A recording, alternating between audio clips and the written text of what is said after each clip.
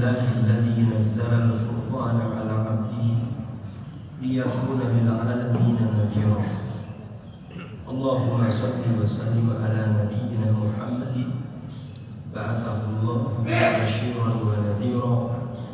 Sallallahu alaihi wa ala alihi wa sahbihi wa sallama tasliman katsira. Amma ba'd.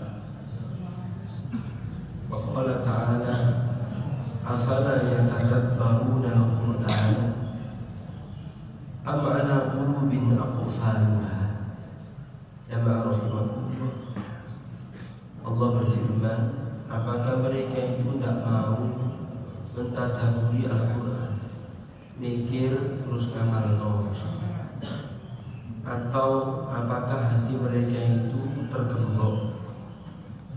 Maka kita perlu membuka hati, pikiran, supaya yang kita kaji ini bisa dipikir, kemudian dipahamkan dan bisa diamalkan.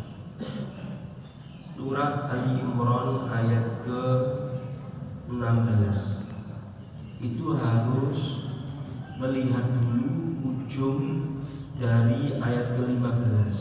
Allah berfirman, wallahu basirun bil ibad. Allah maha melihat hamba-hambanya.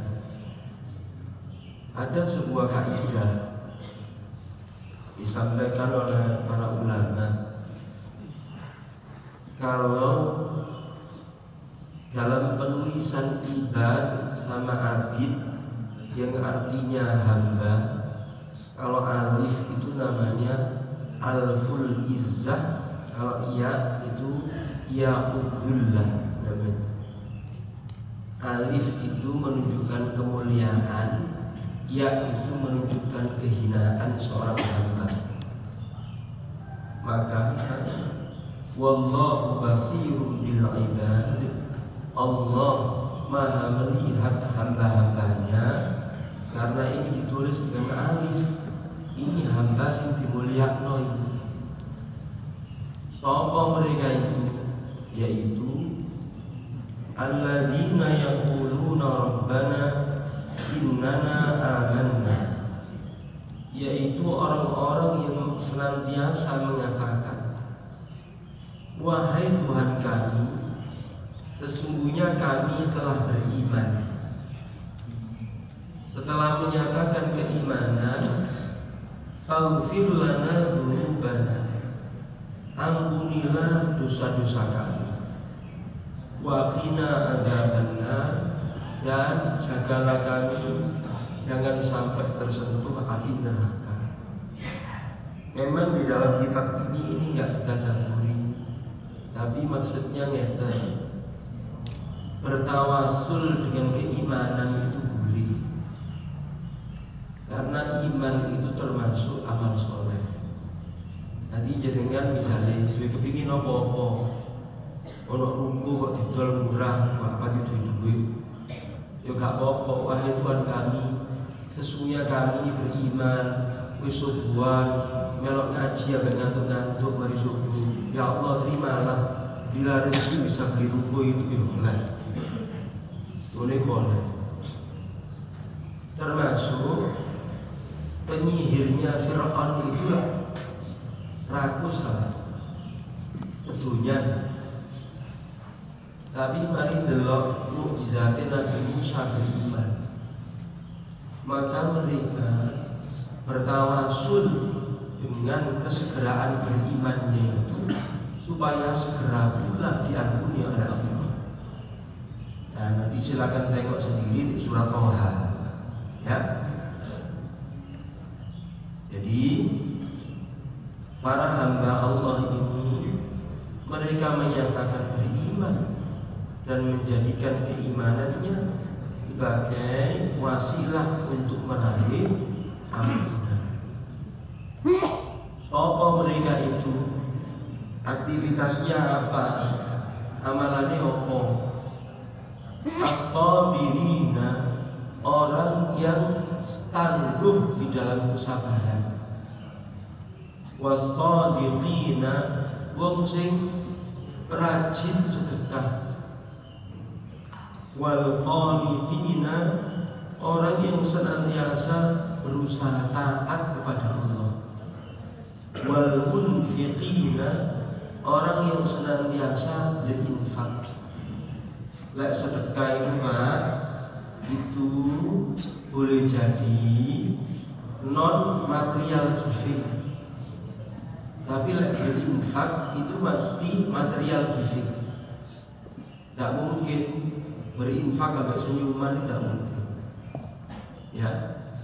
Tapi lek sedekah, zikir ya sedekah, ngomong apik ya sedekah. Kullu ma'rufin shadaqah. Setiap kebaikan itu secara umum sedekah. Tapi lek berinfak itu selalu material giving, pemberian yang sifatnya materi. Wal mustaghfirina bil ashar, dan mereka itu orang yang senantiasa beristighfar di waktu sahur, sepertiga malam terakhir setelah lewat tengah malam. Ini ayat ini kita dahului 2 kali di dalam kitab ini. Saya bacakan. Takhsisul ashar bil istighfar, dikhususkan waktu sahur untuk beristighfar, li'anna du'a fiha aqrabu ilal ijabah. Tunggu di waktu sahur itu lebih cepat diijabah. Id al ibadah tukhina idin asyab, karena beribadah di sepertiga malam itu asyab, luwe mendalam, luwe mantep, luwe majleb. Sopo-sopo ngene ulah. Saya punya gambaran. Lalu lintas doa itu koyok lalu lintas ke gerbang Sawo Jajan jembatan itu. Lek mari asar wae macet. Tapi lek jam 3 bengi ya lancar. Lalu lintas doa kayak ngene iku. Jadi lek jam 3 bengi yo jelek. Wan nafsu asfa, jiwa itu lebih jernih. Wis mari turu, kesel wis ilang, itu pikiran itu jernih. Gitu. Kemudian warauhu ajma, jadi semua keinginan sama semua fokus itu terkumpul seperti di malam terakhir. Sing nglakoni iki rata-rata pensiun.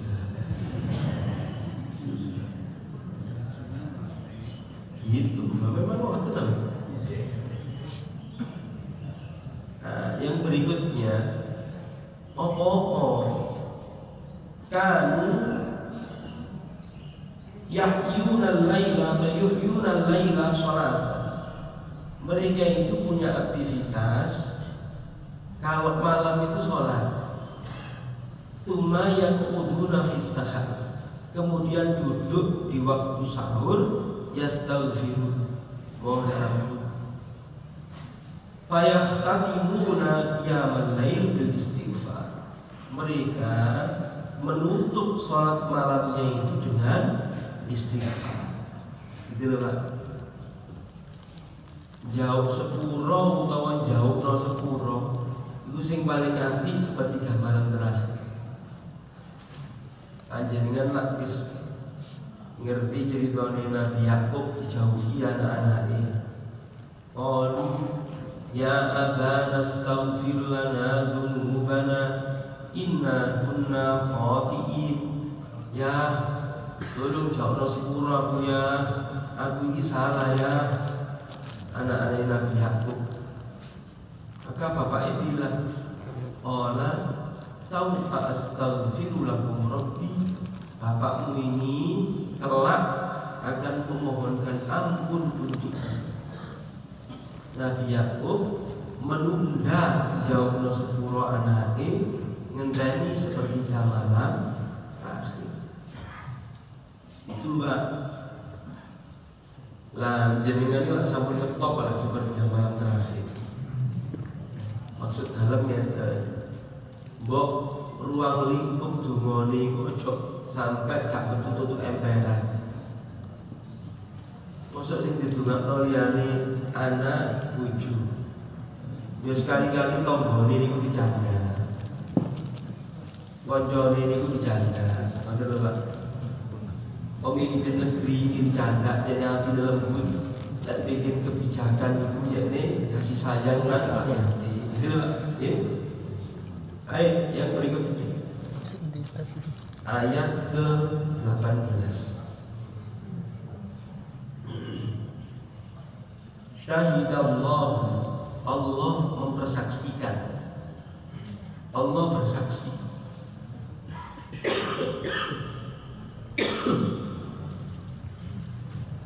Annahu la ilaha illa huwa wal malaikatu wa ulul ilmi qa'iman bil qist.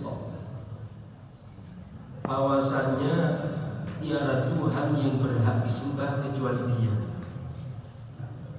Wal malaikatu, para malaikat juga bersaksi. Wa ulul ilmu, orang yang memiliki kedalaman ilmu, qa'iman bil qist, itu juga menegakkan persaksian bahwa yang berhak disembah itu hanya Allah. La ilaha illa huwal azizul hakim. Tiada Tuhan yang berhak disembah, Dia Allah, Maha Perkasa lagi Maha Bijaksana. Ada dua kali tadabbur ayat ini. Yang pertama, wa fi hadza dalilun, ini merupakan argumentasi ala anna asyrafal umuri ilmu tauhid. Perkara sing paling penting, hal yang paling urgen dalam kehidupan itu adalah ilmu tauhid, ilmu mengesahkan Allah. Li'anna Allah syahida bihi nafsah, karena Allah mempersaksikan keesaannya itu dengan dirinya.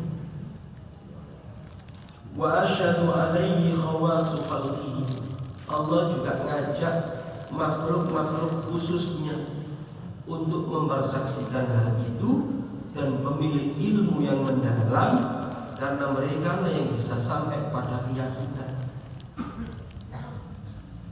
Bimanzilatil musyahidah lil basar, sebab orang berilmu itu gini Pak prinsipnya, see what the other can see. Delok sing gak didelok wong liya. Delok sing gak didelok wong liya. Nah, para rawuh, ilmu ini kurang digemari dan wong ini malas-malesan. Ilmu merefresh pengenalan kepada Allah. Coba. Ada sukarelawan di sini. Lek tak takoni sapa Mbappe karo Messi, golek cerita 5 menit lebih. Tapi tak kon cerita Gusti Allah sak menit langsung mandi. Tak kon cerita Vladimir Putin itu sapa? Golek tahu cerita. Soekarno itu sapa? Golek tahu. Tapi kon cerita sampeyan sembah itu sapa? Golek menang ya. Sapa tadi?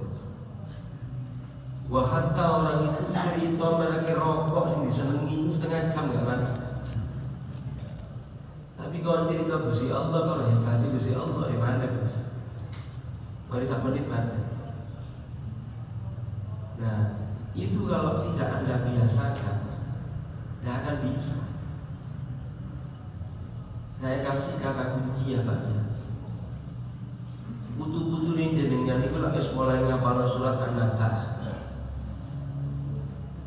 Ngoten ya kan? Surat An-Naba itu alam naj'alil arda mihada wal jibala awtada wa khalaqnakum azwaja. Iku wis Alam naj'alil arda mihada. Bukankah kami telah menjadikan bumi ini menjadi hamparan sehingga enak untuk dilalui?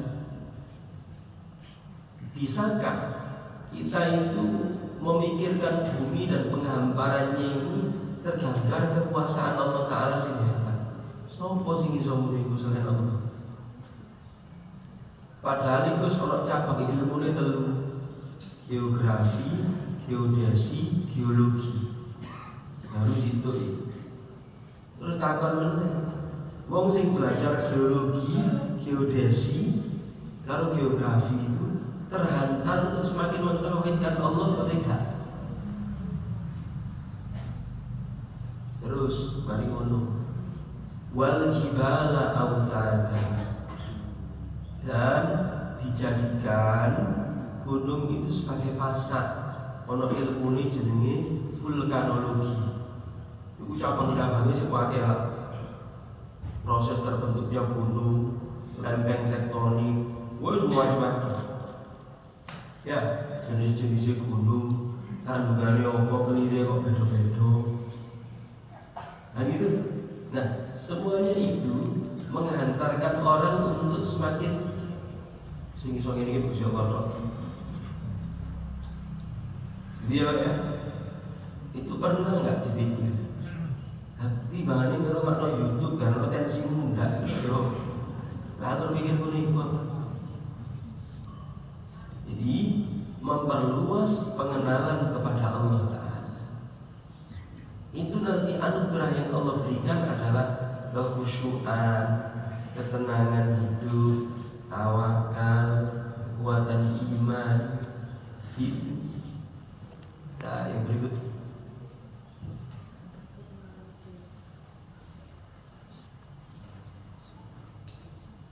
Jadi ilmu yang paling utama itu ilmu tauhid.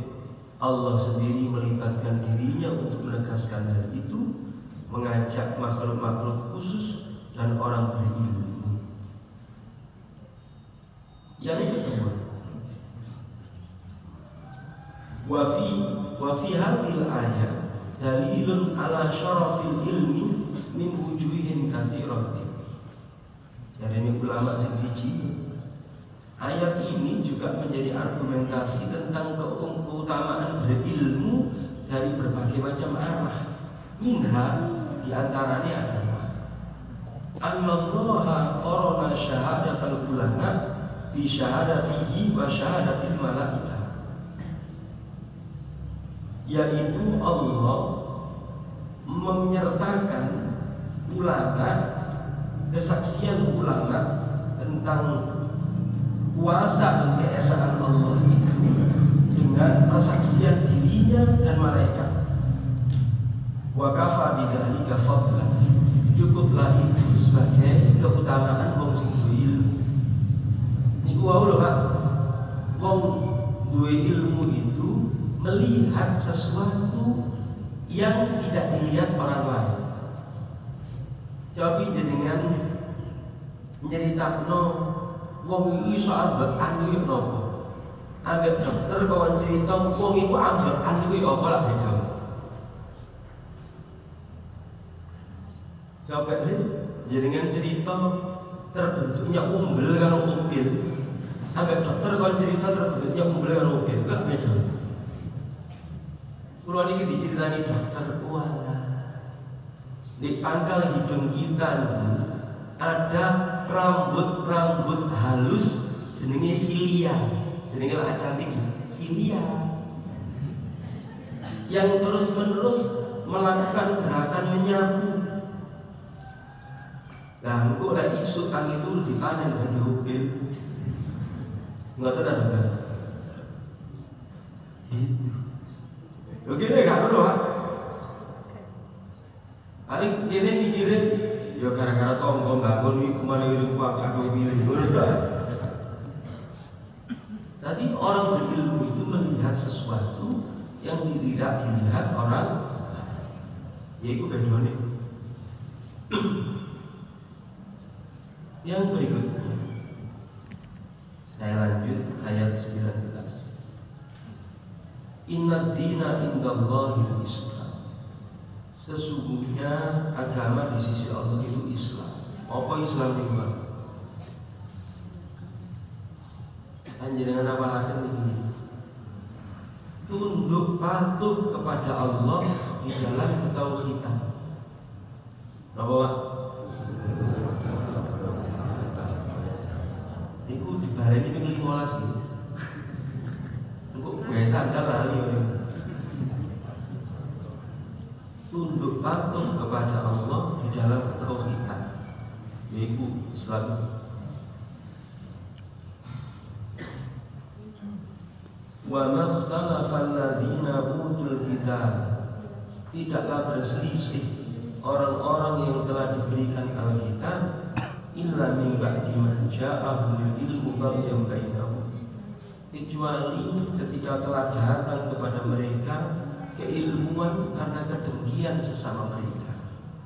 Jadi kedengkian itu penyebab utama penghalang hidayah dan rahmat.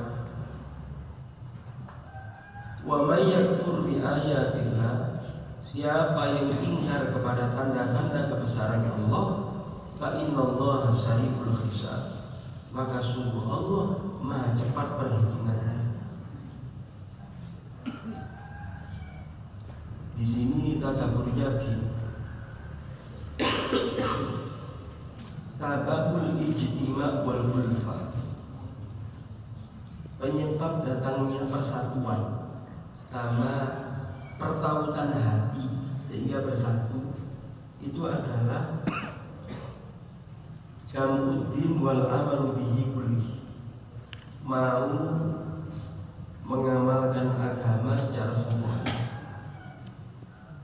yaitu menyembah Allah, tidak menyekutukannya zahir batin. Dan penyebab pertikaian dan perpecahan itu adalah di dalam hati orang itu ada yang diagungkan selain Allah. Yowis begitu. Kenapa perang Uhud Nabi Muhammad kok kalah? Karena sebagian ada yang menginginkan kemuliaan negeri akhirat, sebagian kepincut kalau harta masa perang menolak. Akhirnya tukaran, jati. Sebab secara umum manusia itu tambah-tambahan iso, pingpingan iso, lagi bagi-bagian dari iso.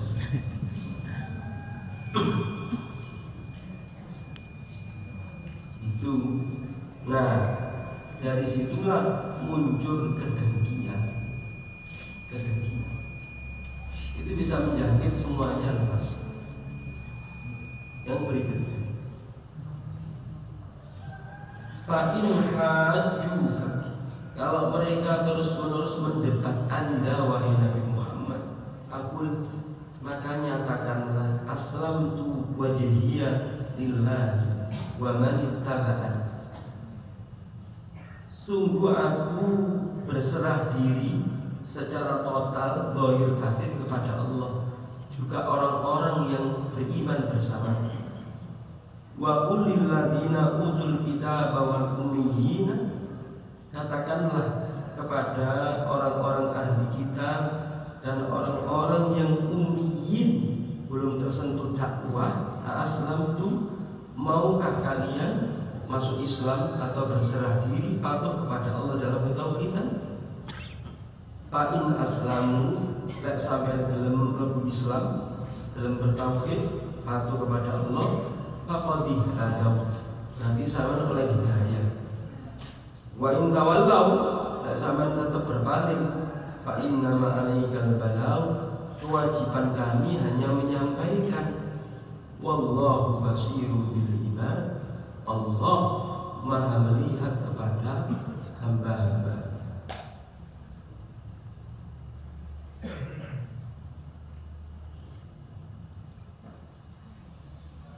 Kemudian tidak ditadaburi sama sekali. Innal ladzina yakfuruna bi ayatillahi, sesungguhnya orang-orang yang senantiasa mengingkari ayat-ayat Allah, tanda kuasa dan keesaan Allah, wa yaqtuluna nabiyina bighairi haqqin, dan mereka suka membunuhi para nabi tanpa alasan yang benar. Wa yaqtuluna alladziina ya'muruna bil qisti minan nas, dan mereka suka membunuhi orang-orang yang menyerukan dakwah kepada keadilan di antara umat manusia.